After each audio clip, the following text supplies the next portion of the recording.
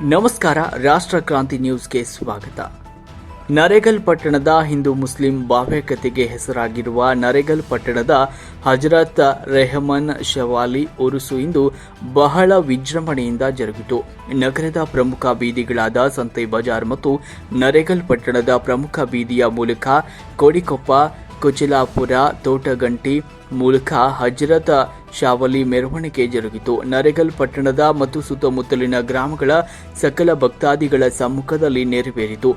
ಇದರಲ್ಲಿ ನರೇಗಲ್, ಕೋಡಿಕೊಪ್ಪ, ತೋಟಗಂಟಿ, ಬೂದಿಹಾಳ, ಜಕ್ಕಲಿ, ಮಾರಣಬಸರಿ, ಹಾಲಕೇರಿ, ಮಲ್ಲಾಪುರ, ಕೊಟುಮಚಗಿ, ಅಡ್ಡನೂರು ಭಕ್ತಾದಿಗಳು ಭಾಗವಹಿಸಿದರು. ವರದಿ ಎಸ್.ವಿ. ಸಂಕನಗೌಡ್ರು, ರಾಷ್ಟ್ರ ಕ್ರಾಂತಿ ನ್ಯೂಸ್, ನರೇಗಲ್.